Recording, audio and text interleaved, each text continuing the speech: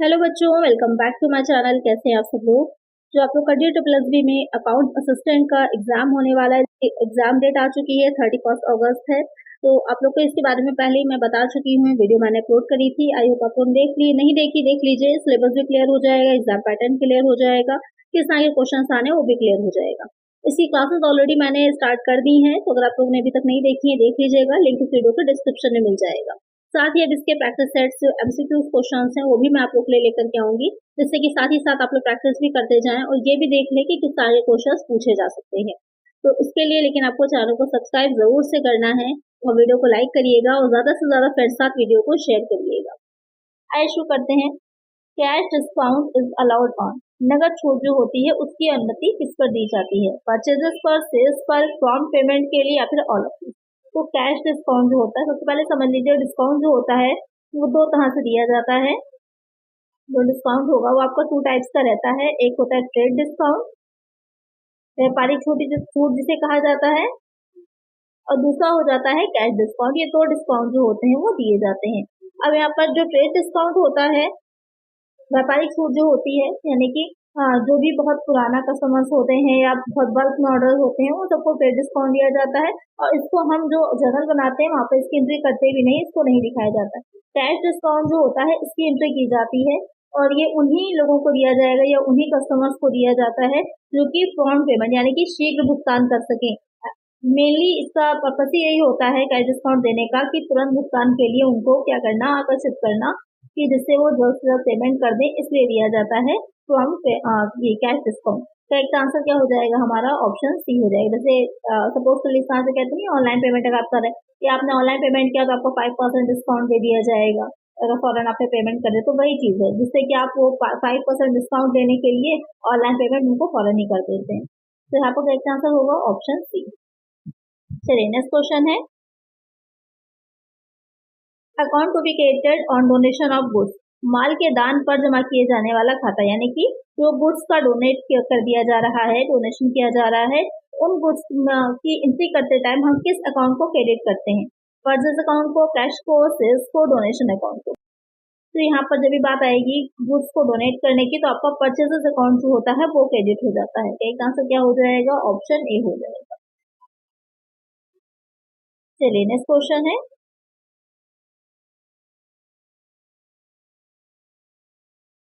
earnings that have a cumulative amount are not paid to the stockholders as a dividend is known as, ऐसी आय जिसमें संचयी राशि होती है और स्टॉक धारकों को लाभांश के रूप में भुगतान नहीं किया जाता, उसे क्या कहते हैं, किस नाम से जाना जाता है?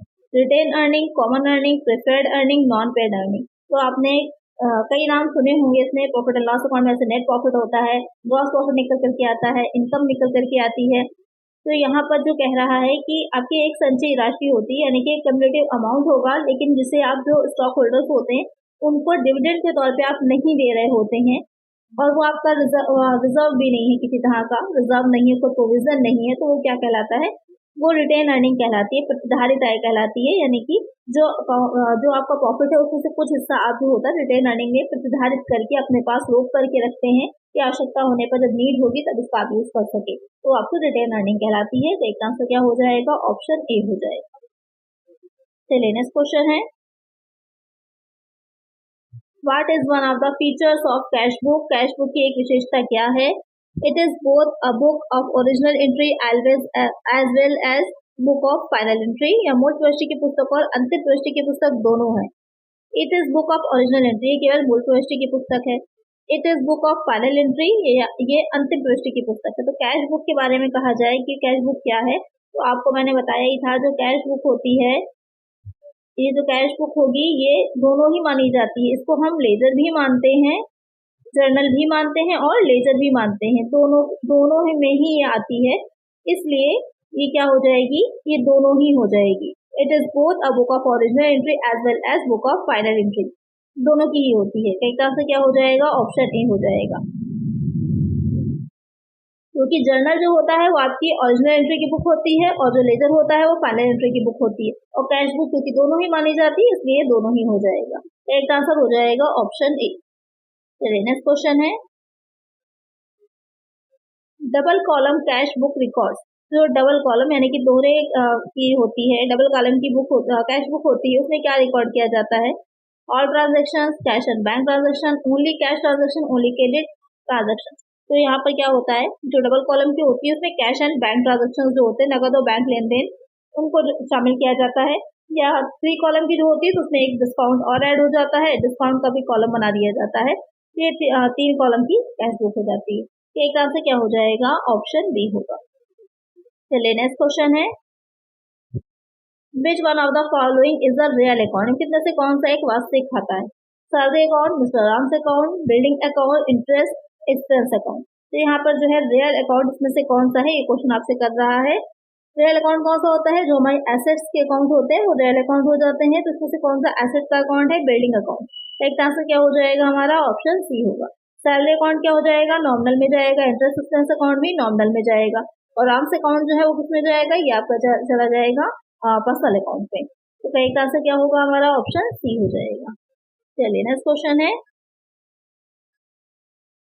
Which of the following is the first book to record a transaction? कितने से कौन सी लेन देन रिकॉर्ड करने की पहली पुस्तक है? Trial balance, journal, balance sheet, none of this. तो बहुत ही सिंपल है, सभी को पता है। सबसे पहले हम किसमें रिकॉर्ड करते हैं? तो जर्नल बनाते हैं सबसे पहले। करेक्ट आंसर होगा हमारा ऑप्शन बी।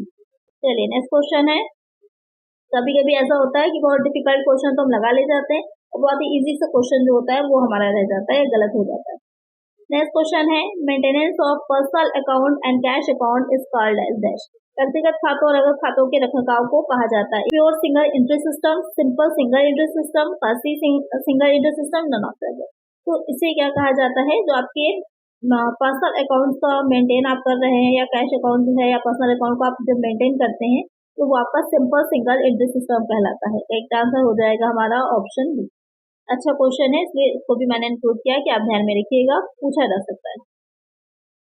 नेक्स्ट है, legal fees paid to acquire a piece of land is?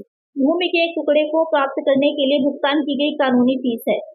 डेप्टेड to land account, debited to depreciation account, debited to profit and loss account, debited to miscellaneous expenses account. अब question क्या कह रहा है कि कोई piece of land है, उसको आपने एक्वायर करने के लिए कुछ लीगल फीस दी है, तो इसे हम किस तरह का किस अकाउंट में डालेंगे? तो सबसे पहले तो आपको समझना पड़ेगा कि किस तरह का इसका नेचर होगा, रेवेन्यू होगा या कैपिटल नेचर की होगी ये।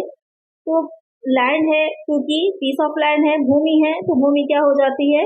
भूमि आपकी कैपिटल नेचर की होगी, उसमें कैपिटल एक्सपेंडिचर में जाएगी आपकी, ये कैपिटल एसेट है।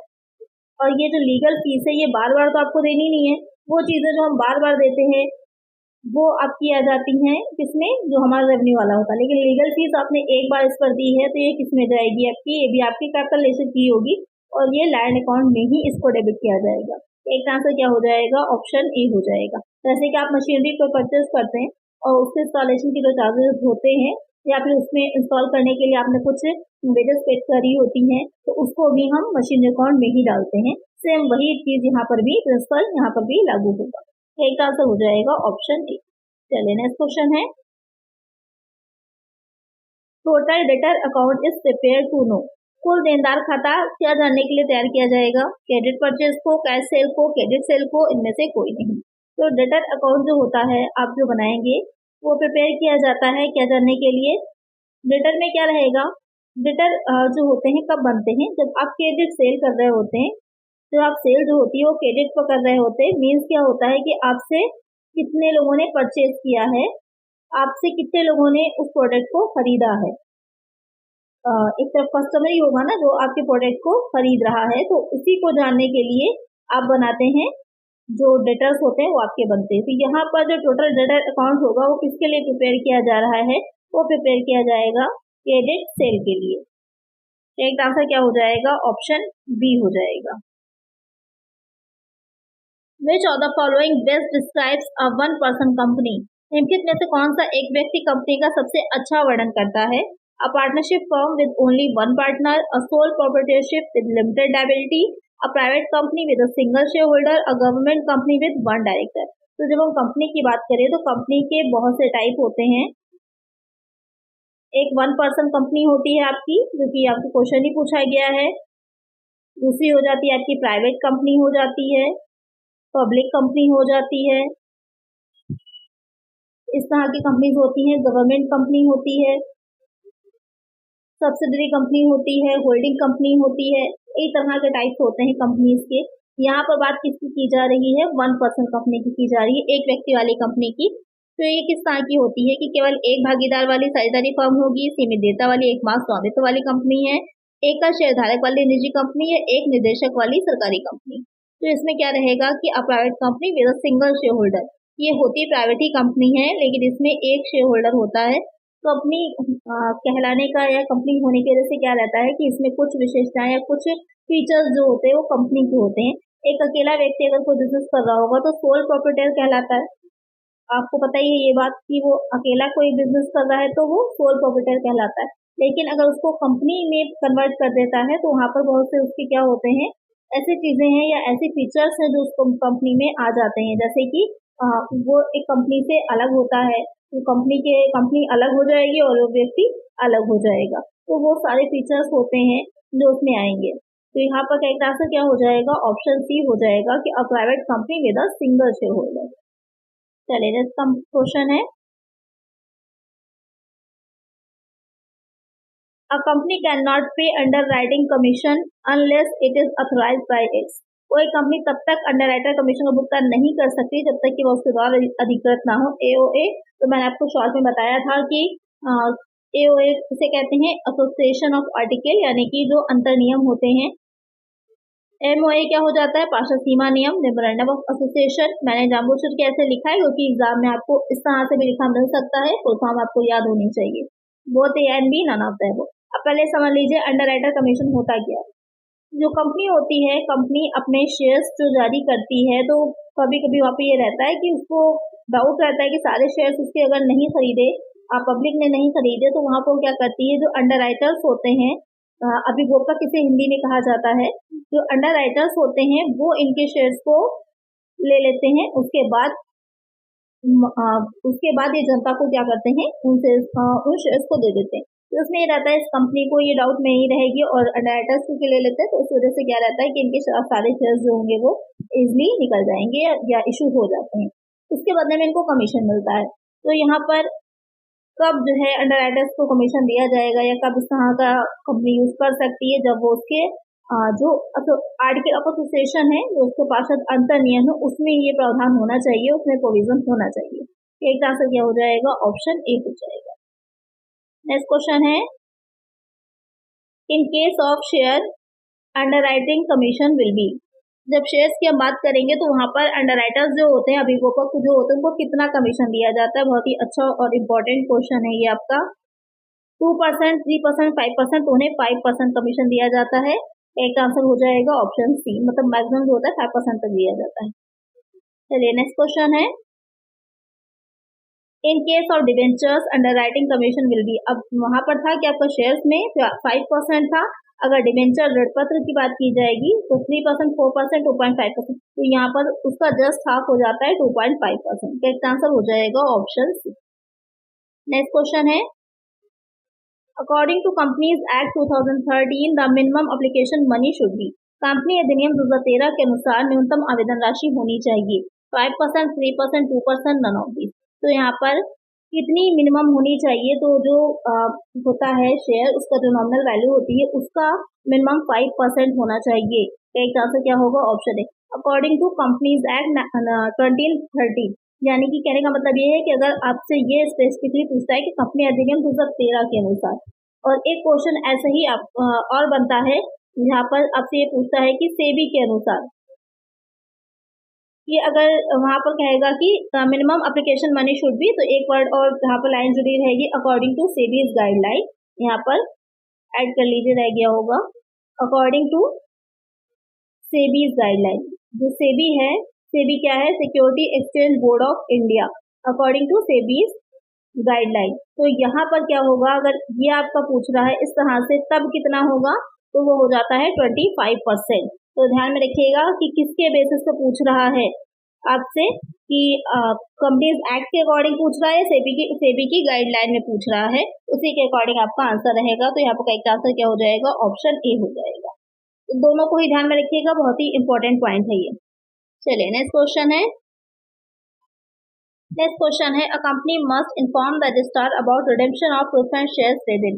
किसी कंपनी को रजिस्ट्रार को वरीयता शेयरों के मोशन के बारे में, यानी कि जो प्रेफरेंस शेयर्स होते हैं, जो आपके इक्विटी शेयर्स होते हैं, वो कंपनी की लाइफ में पूरी इनको रिडीम नहीं करवाया जा सकता। जो इक्विटी शेयर होल्डर्स हैं अपने शेयर्स को वो क्या कर सकते हैं, ट्रांसफर तो कर सकते हैं, लेकिन इसको रिडीम नहीं करवा सकते। रिडीम का मतलब है कि आपने क्या किया, जो कंपनी थी उसको वापस कर दिए और बदले में उससे जितने का आपका शेयर था वो आपने पैसे वापस ले लिए, लेकिन आप इक्विटी शेयर्स को रिडीम नहीं कर सकते। जो प्रेफरेंस शेयर्स होते हैं आप उनको रिडीम कर सकते हैं।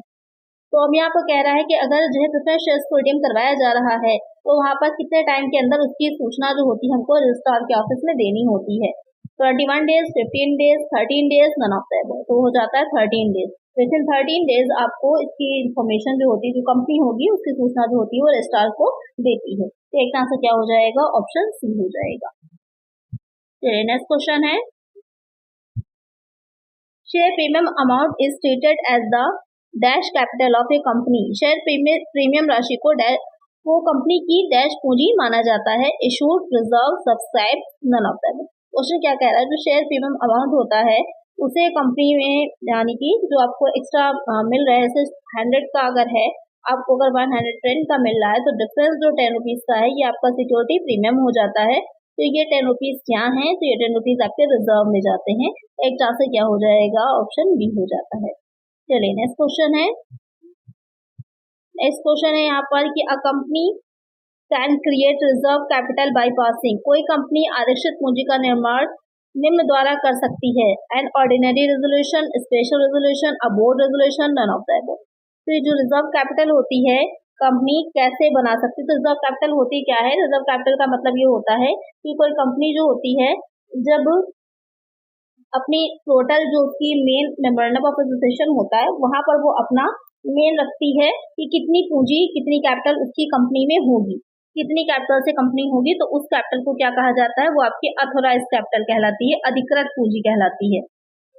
और उसके बाद उसका कुछ हिस्सा जो होता है कंपनी क्या करती है, इशू करने के लिए रखती है, कि इसको वो निर्मित करती है, इशू करती है। इसमें से कुछ हिस्सा जो होता है जो कि जो है जनता को, लोग आम पब्लिक इसको परचेस करती, खरीदती है, तो वो आपका सब्सक्राइब कहलाता है। तो अलग अलग तरह से कई टाइप की पूंजी रहती है, तो डिटेल में नहीं जाते हैं, कई तरह की पूंजी रहती है। यहाँ पर जो क्वेश्चन आपसे कह रहा है तो उसको समझ लीजिए कि जो रिजर्व कैपिटल होती है, रिजर्व कैपिटल में कंपनी इसी अथोराइज कैपिटल का कुछ हिस्सा जो है अपने पास अलग करके रख लेती है, कि जब तक कंपनी को आवश्यकता नहीं होगी या जब तक कंपनी का वाइंडिंग अप यानी कि कंपनी को समाप्त करने का समय नहीं आ जाएगा तब तक इसको हम यूज नहीं करेंगे, वो आपकी रिजर्व कैपिटल कहलाती है। और ये कैसे बढ़ाई जा सकती है, स्पेशल रेजोल्यूशन, यानी कि जो विशेष प्रस्ताव होता है उसको पारित करके। एक आंसर क्या हो जाएगा, ऑप्शन बी हो जाता है।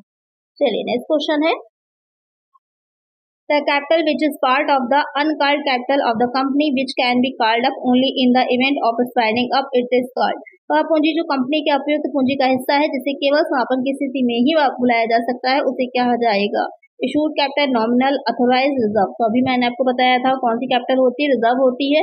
रिजर्व कैपिटल को ही रिजर्व करके तरह से आरक्षित करके संचित करके रख लिया जाता है कि जब तक कंपनी को समाप्त करने की, उसको बाइंडिंग अप करने की सिचुएशन नहीं आ जाएगी तब तक उसको नहीं यूज किया जाएगा। वो आपका करेक्ट आंसर होगा ऑप्शन डी। चलिए नेक्स्ट क्वेश्चन है, what is the maximum period for redemption in case of preference shares issued by the company. Company द्वारा जारी किए गए वरीयता शेयरों के मामले में मोचन की अधिकतम आयु क्या है, ये भी बहुत इंपॉर्टेंट क्वेश्चन है, आपसे पूछा जा सकता है एग्जाम में। तो मैंने ऐसे की बताया था, इक्विटी शेयर तो रिडीमेबल नहीं होते, प्रेफरेंस शेयर होते हैं और इनकी जो क्या टाइमिंग रहती है 20 ईयर्स की होती है। एक आंसर क्या हो जाएगा, ऑप्शन सी हो जाएगा। नेक्स्ट क्वेश्चन है,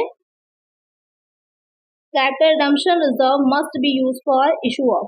पूंजी मोचन रिजर्व का उपयोग जारी करने के लिए किया जाना चाहिए। Fully paid bonus shares, fully paid equity shares, preference shares, none of the above. तो जो कैपिटल रिडम्पशन रिजर्व अकाउंट होता है, जब हम प्रेफरेंस शेयर्स, जैसे कि अभी मैंने बताया आपको कि जो प्रेफरेंस शेयर्स होते हैं वो रिडीमेबल होते हैं, इनका जब रिडेम्पशन कर रहे होते हैं हम तो एक अकाउंट खोलते हैं, यही अकाउंट कहलाता है कैपिटल रिडम्पशन रिजर्व अकाउंट। इसमें जो राशि होती है बच जाती है उसका यूज हम किस चीज के लिए कर सकते हैं, fully paid up bonus shares को इशू करने के लिए कर सकते हैं। यानी कि जो पूरी तरह से ऐसे 100 का शेयर है और 100 का पूरी तरह से पेड है, यानी कि इसके शेयर होल्डर ने पूरे 100 रुपीज दे दिए हैं, तो इसका यूज हम कर सकते हैं बोनस शेयर को जारी करने के लिए। एक आंसर क्या हो जाएगा, ऑप्शन ए हो जाएगा। नेक्स्ट क्वेश्चन है, part of the issued capital taken by public is called, जनता द्वारा ली गई पूंजी का हिस्सा कहलाता है। अभी मैंने आपको समझाया था, अथोराइज कैपिटल हो गई हमारी, जो कि हमारे कहाँ लिखी होती है, मेमोरेंडम ऑफ एसोसिएशन पे लिखी होती है कि ओवरऑल इतनी पूंजी होगी कंपनी की, इतनी कैपिटल होगी, इससे ज्यादा कैपिटल कंपनी इशू नहीं कर सकती किसी भी हाल में। अगर इशू करना चाहती है तो पहले उसे इसे चेंज करना होगा, इसमें चेंज लाने होंगे तभी कर सकती है, ऐसे नहीं कर सकती। उसके बाद हो जाता है कि उसमें से कुछ इशू कर देती है कंपनी, कुछ इशू करती है, कुछ निर्गमित करती है, जिसमें जितनी इशू कर रही है उसमें से कुछ पब्लिक जो होती है वो खरीदती है, लेती है, मतलब जो है कैसे इशू करेगी, एप्लीकेशन से जो है लोग लेते हैं, वो प्रोस्पेक्टस जारी करेगी, प्रोस्पेक्टस से लोग क्या करेंगे, एप्लीकेशन भेजेंगे, एप्लीकेशन भेजेंगे तो क्या उसे क्या कहेंगे, सब्सक्राइब कहा जाता है, कि लोगों ने प्रार्थना करी है कि मुझे इतनी पूंजी दे दी जाए, सब्सक्राइब करना कहा जाता है। जल्दी से आप लोग भी सब्सक्राइब कर लीजिए चैनल को, जिसने नहीं किया होगा अभी तक। उसके बाद हो जाता है, जब प्रार्थित करेंगे तो फिर उनको अलॉट कर दिया जाएगा, उस पूंजी को अलॉट हो जाती है वो पूंजी उन्हें। अलॉट होने के बाद क्या कहलाती है, फिर कॉल्स की जाती हैं तो कॉल्ड अप हो जाती है, अलग अलग तरह की इस तरह से होती, उसी का के हिस्सा एक अलग अलग होता चला जाता है। तो यहाँ पर करेक्ट आंसर क्या हो जाएगा, ऑप्शन ए हो जाएगा कि जनता ने जो पूंजी ली होगी उसे सब्सक्राइब कहा जाता है। चलिए नेक्स्ट क्वेश्चन है, part of authorized capital which is offered by the company for subscription, अधिकृत पूंजी का वह हिस्सा जो कंपनी द्वारा सब्सक्रिप्शन के लिए पेश किया जाता है।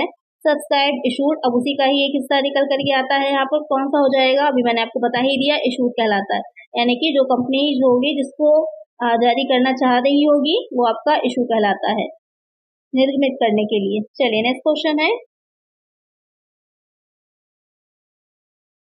What are the objectives of verification of liabilities? देनदारियों के सत्यापन का उद्देश्य क्या होता है, यानी कि जो कंपनी की लाइबिलिटीज हैं उनका वेरिफिकेशन किया जा रहा है, तो उसका पर्पस क्या होगा, किस ऑब्जेक्टिव से उसका वेरिफिकेशन किया जाता है। To ensure the existence of liability, देनदारी के अस्तित्व को सुनिश्चित करना। टू इंश्योर द ओनरशिप, स्वामित्व को सुनिश्चित करना। टू इंश्योर प्रॉपर वैल्यूएशन, उचित मूल्यांकन सुनिश्चित करना। टू इंश्योर द ऑब्लिगेशन, दायित्व को सुनिश्चित करना। तो यहाँ पर आपको कोर्स दे रखे हैं, आपको बताना है कि कौन कौन सा करेक्ट है। तो जो वेरिफिकेशन हम लाइबिलिटीज का कर रहे हैं, जिसका एसेट का किया जाता है वेरिफिकेशन, उसी तरह से लाइबिलिटीज का भी किया जाता है। क्यों किया जाता है, तो सबसे पहला जो पॉइंट यहाँ पर करेक्ट है, ये देखना कि एक्चुअल में वो लाइबिलिटी एग्जिस्ट करती भी है या नहीं करती, करेक्ट है वाला पॉइंट। फिर उसके बाद कह रहा है ओनरशिप, स्वामित्व का कोई मतलब ही नहीं है, कोई एसेट तो है नहीं कि वो आपके पास होगी, उसकी आपको जो है ओनरशिप होगी। जो लाइबिलिटीज आपकी होती हैं उसके आप ओनर हैं ही नहीं यहाँ पर, तो ओनरशिप का पॉइंट ही नहीं आता है।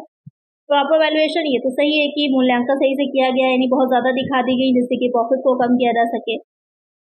और दायित्व को सुनिश्चित करना कि ऑब्लिगेशन एक्चुअली बन भी रहा है कि नहीं, ये भी करेक्ट है। तो यहाँ पर सेकंड वाला गलत हो जाएगा, फर्स्ट, थर्ड और फोर्थ सही होंगे, तो करेक्ट आंसर हमारा ऑप्शन डी हो जाएगा।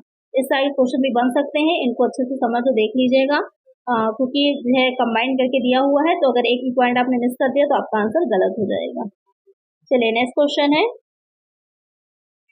इन्वेस्टिगेशन बिगिंस व्हेन, जांच तब शुरू होती है, जांच या इन्वेस्टिगेशन का मतलब अनुसंधान से होता है, इसको लिख भी लीजिएगा। अनुसंधान कहते हैं खोज करना किसी चीज की, और ये आपकी डिटेल में की जाती है, लेकिन कुछ पार्टिकुलर चीजों पे की जाती है, सभी चीजों को लेकर के हम सभी चीज में अनुसंधान नहीं करते, किसी पर्टिकुलर चीज पर से रिलेटेड इसको किया जाता है, इन्वेस्टिगेशन को किया जाता है। और कब ये आपकी शुरू होती है, book keeping ends, accountancy ends, auditing ends, none of the above. कब इन्वेस्टिगेशन बिगिन होता है, इसका आंसर आप लोग मुझे कमेंट सेक्शन में जरूर से बताइएगा। चलिए नेक्स्ट क्वेश्चन है, auditor of which company doesn't have right to visit foreign branches of the company, किसी कंपनी के लेखा परीक्षक को कंपनी की विदेशी शाखाओं का दौरा करने का अधिकार नहीं होता। Unlimited liability, manufacturing, banking, non profit making. कहने का मतलब ये है कि वो कौन सी कंपनीज होती हैं जिनका ऑडिटर जो होता है, अगर उनकी फॉरेन में भी ब्रांचेस हैं तो उन फॉरेन ब्रांचेस को उसको देखने का राइट नहीं होता है। वो किस तरह की कंपनीज होती हैं, तो वो आपकी मैन्युफैक्चरिंग कंपनीज होती हैं, जो विनिर्माण कंपनियां होती हैं, उसमें जो ऑडिटर होता है वो आपकी फॉरेन ब्रांचेस को विजिट नहीं करता। तो एक आंसर क्या हो जाएगा हमारा, ऑप्शन बी हो जाएगा। चलिए नेक्स्ट क्वेश्चन है, internal audit report is submitted to, जो आंतरिक लेखा परीक्षक की रिपोर्ट होती है वो किसको दी जाती है? गवर्नमेंट को, क्रेडिटर्स को, शेयर होल्डर्स को, बोर्ड ऑफ डायरेक्टर्स को। तो सिंपल से इसमें याद रखिएगा कि जो अपॉइंट कर रहा है उसी के लिए तो आपकी अकाउंटेबिलिटी बनेगी, उसी के लिए तो आप जवाबदेह होते हैं। इंटरनल ऑडिटर को कौन अपॉइंट करता है? बोर्ड ऑफ डायरेक्टर्स करते हैं। तो रिपोर्ट भी किसको मिलेगी? बोर्ड ऑफ डायरेक्टर्स को मिलेगी। एक आंसर हो जाएगा ऑप्शन डी। चलिए नेक्स्ट क्वेश्चन है, इसी तरह जो आपको नॉर्मल ऑडिटर एक होता है उसको कौन अपॉइंट करता है? उसको शेयर होल्डर्स अपॉइंट करते हैं। तो रिपोर्ट भी किसके सामने रखी जाती है? एनुअल जनरल मीटिंग में शेयर होल्डर्स के सामने रखी जाती है। चलिए नेक्स्ट क्वेश्चन है, which is a book maintain by the audit clerk, लेखा परीक्षक क्लर्क द्वारा कौन सी पुस्तक रखी जाती है? Audit program, audit check, audit notebook, none of this. जो ऑडिट क्लर्क होता है वो कौन सी बुक को मेंटेन करता है? वो ऑडिट नोटबुक को मेंटेन करता है। लेखा परीक्षा नोटबुक जो होती है उसको मेंटेन करता है। एक आंसर क्या हो जाएगा? ऑप्शन सी होगा। चलिए नेक्स्ट क्वेश्चन है, statutory cost audit are applicable only to, सावधिक लागत लेखा परीक्षक केवल निम्न पर लागू होती है? फर्म पर, कंपनी पर, इंडिविजुअल पर, सोसाइटी पर। तो ये जो सावधिक लागत लेखा परीक्षक है किस पर लागू होगी? तो मैंने आप लोग को पहले ही बताया था, जो किस तरह की कंपनीज होती हैं जिन पर लागू होती है, जो मैन्युफैक्चरिंग कंपनीज होती हैं, माइनिंग कंपनीज होती हैं, उन पर ये लागू होता है। और कॉस्ट ऑडिट जो होगा तो यहाँ पर फर्म या इंडिविजुअल या सोसाइटी पर नहीं होगा, कंपनी है, क्योंकि यहाँ पर अलग से नहीं बताया कुछ, तो सीधे कंपनी ही आपका आंसर हो जाएगा। एक आंसर हो जाएगा ऑप्शन बी। नेक्स्ट क्वेश्चन है, which are the following factors would least likely affect the quantity and content of an auditor's working papers. यहाँ पर क्वेश्चन कह रहा है कि जो वर्किंग पेपर्स होते हैं ऑडिटर के, उसकी क्वालिटी को सबसे कम जो होती है प्रभावित करेगी, इसमें से कौन सी चीज होगी? The assess level of control risk, निरंतर जोखिम को बुलाके स्तर, वो तो करेगा। पॉसिबिलिटी ऑफ पीयर रिव्यू, सहकर्मी समीक्षा की संभावना भी। नेचर ऑफ ऑडिटर्स रिपोर्ट की लेखा परीक्षक रिपोर्ट जब भी किसी चीज की होती है पूरी तरह से इंडिपेंडेंट होती है, स्वतंत्र होती है। और जो ऑडिटर होता है उसका मेन ऑब्जेक्टिव भी ये रहता है, पर्पज भी ये होता है कि वो पूरी तरह से निष्पक्ष होकर, अनबायस्ड होकर के अपनी रिपोर्ट को दे। तो यहाँ पर ये जो होता है वो सबसे कम प्रभावित करेगा। एक आंसर हो जाएगा ऑप्शन सी। नेक्स्ट क्वेश्चन है, for the assessment year 2022-21 provides deduction to an individual assessed in respect of interest on loan taken for higher education। आकलन वर्ष 2020-21 के लिए उच्च शिक्षा के लिए दिए गए ऋण पर ब्याज के संबंध में मूल्यांकन व्यक्ति को कटौती प्रदान करता है। यहाँ पर आप इसको चेंज करके जो है 24-25 भी कर सकते हैं, सेम ही है। यहाँ पर इसमें जो सेक्शन है वो चेंज नहीं हुई है। सेक्शन 80E, 80DD, 80DD या फिर 80EE। तो यहाँ पर जो क्वेश्चन कह रहा है कि हायर एजुकेशन के लिए जो लिया जाता है लोन, उसका जो इंटरेस्ट दिया जाता है उसकी जो कटौती होती है किसमें मिलती है? सेक्शन 80E में मिलती है। 80EE में मैंने आपको बताया ही था, जो लोन लिया जाता है, हाउस लोन लिया जाता है, उससे रिलेटेड मिलती है। ये कल की वीडियो में ही क्वेश्चन था आपका। 80DD जो होती है वो हेल्थ इंश्योरेंस से रिलेटेड हो जाती है, उसके लिए मिलती है ये वाली जो कटौती होती है। 80DD जो होती है और ये हेल्थ इंश्योरेंस से रिलेटेड जो आपका निःशक्त आश्रित होता है, यानी कि बहुत गंभीर रूप से बहुत सीरियस जो होगा वो 80DD उसके लिए हो जाती है। और 80DD जो वो किससे रिलेटेड होती है? इसका आंसर जल्दी से मुझे आप लोग कमेंट करिए कि 80DD जो है वो किससे रिलेटेड हो जाएगी। चलिए नेक्स्ट क्वेश्चन है, which section of the income tax act deals with rebate. आय के अधिनियम की कौन सी धारा छूट से संबंधित है? 87C, 87, 87B, 87A। तो यहाँ पर आय के अधिनियम की कौन सी धारा जो होगी वो रिबेट से रिलेटेड है। रिबेट से रिलेटेड जो आपकी सेक्शन होती है वो हो जाती है 87A। इसको ध्यान में रखिएगा, काफी इंपॉर्टेंट क्वेश्चन है, एग्जाम में पूछा जाता है काफी बार। एक आंसर हो जाएगा ऑप्शन डी। नेक्स्ट क्वेश्चन है, The following incomes will not be exempted under section 10। धारा 10 के अंतर्गत निम्नलिखित आय पर छूट नहीं दी जाएगी। Agriculture income, income from local authority, leave salary, none of this. Question आपको कहने का मतलब ये है कि जो सेक्शन 10 है उसके अंतर्गत कौन सी इसमें से सेक्शन है जो एग्जेम्प्ट नहीं होती है, यानी एग्जाम्पशन में नहीं आती, सेक्शन 10 में नहीं आती है। एग्रीकल्चर इनकम भी सेक्शन 10 में आती है, इनकम फ्रॉम लोकल अथॉरिटी, स्थानीय प्राधिकरण से आय भी आएगी और लीव सैलरी से रिलेटेड भी आती है। जो इसमें से करेक्ट आंसर हो जाएगा नन ऑफ दीज होगा। कई बार इस तरह के क्वेश्चन भी आपको देखने को मिलेंगे जो आपको पूरी तरह से कंफ्यूज कर देंगे। आपको लगेगा कि ये तो जो है इसमें से कोई आप आंसर टिक कर देंगे, ऐसा नहीं है। कई बार नन ऑफ दीज भी आंसर होता है, तो ध्यान में रखिएगा। विल नॉट एग्जाम्प्ट लिखा था, तीनों ही एग्जाम्पशन में जाएंगी, तो विल यहाँ पर क्या आंसर हमारा नन ऑफ दीज होगा। चलिए नेक्स्ट क्वेश्चन है, under section 203 of the Income Tax Act 1961, which form is used to give certificate for income under the head salary? आयकर अधिनियम 1961 की धारा 203 के अंतर्गत वेतन शीर्षक के अंतर्गत आय के लिए प्रमाण पत्र देने के लिए किस फॉर्म का उपयोग किया जाता है? यहाँ पर फॉर्म 16A है, 16 है, 16AA है, 15H है। तो इस क्वेश्चन को ध्यान से समझिएगा, अच्छा और इम्पोर्टेंट क्वेश्चन है कि जो वेतन शीर्षक यानी कि जो सैलरी पे की जा रही है, तो उससे रिलेटेड अगर आपको फॉर्म फिल करना होगा तो कौन सा फॉर्म यहाँ पर आप फिल करते हैं, तो फॉर्म 16 होता है। तो एक आंसर हो जाएगा ऑप्शन बी। बहुत ही अच्छा इंपॉर्टेंट क्वेश्चन है, इसको जरूर से ध्यान में रखिएगा। चलिए नेक्स्ट क्वेश्चन है, what is a sunk cost? डूबत लागत या फिर डूब लागत क्या होती है? A cost that can be avoided, a cost that has already been incurred and cannot be recovered, a cost that varies with production value, a cost that is relevant to future decisions.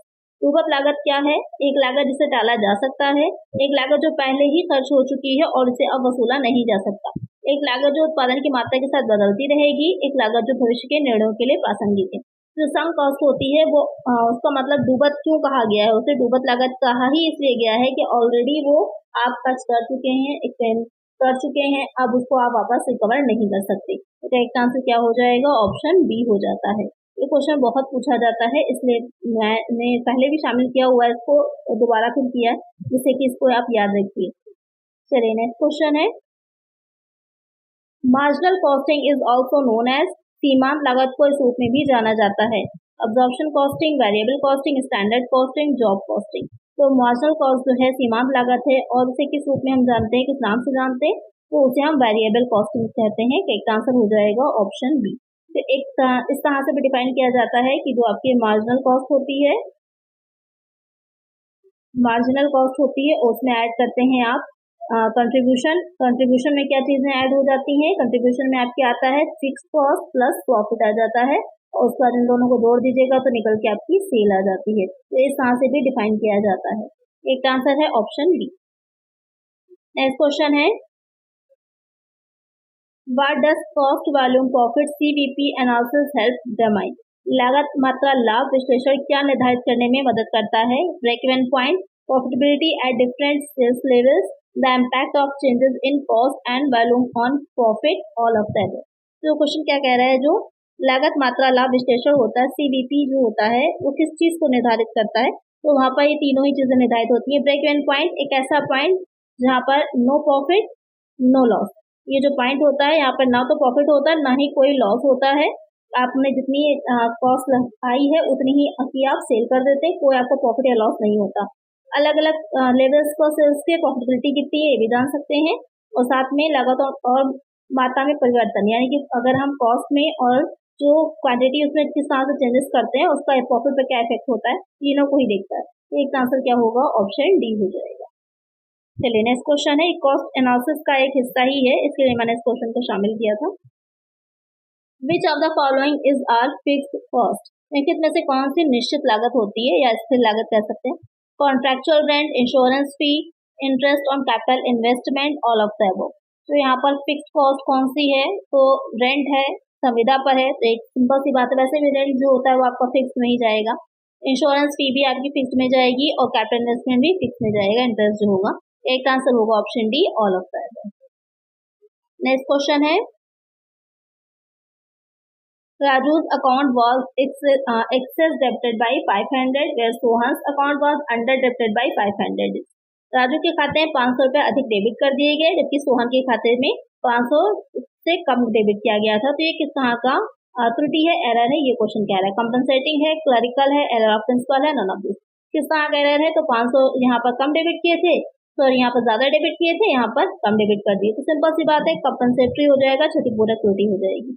एक answer क्या हो जाएगा? Option ए हो जाएगा। और इसका effect किस पर नहीं पड़ेगा? जो ट्रायल बैलेंस हम बनाते हैं उसके मिलान पर इसका इफेक्ट नहीं पड़ेगा। क्यों? क्योंकि ये कंपनसेटरी एरर जो होते हैं वो ट्रायल बैलेंस पे जो मैच होता है, डेबिट क्रेडिट साइड होता है, दोनों इक्वल आ जाते हैं, उसको इफेक्ट नहीं डालते, प्रभावित नहीं करते हैं। तो यहाँ पर करेक्ट आंसर है ऑप्शन। तो आज की वीडियो में आपके 40 क्वेश्चन कंप्लीट हो जाते हैं। जल्दी से मुझे कमेंट करके बताइए कि इसमें से कितने क्वेश्चंस आपके करेक्ट हुए हैं, और जो क्वेश्चन मैंने पूछा था उसका आंसर दीजिएगा। चलिए, आज की वीडियो में इतना ही। आई होप वीडियो अच्छी लगी होगी, हेल्पफुल रही होगी। अगर हेल्पफुल रही है तो लाइक जरूर से कर दीजिएगा, चैनल पर नए हैं सब्सक्राइब कर लीजिएगा। चलिए, मिलते हैं नेक्स्ट वीडियो में। Thank you.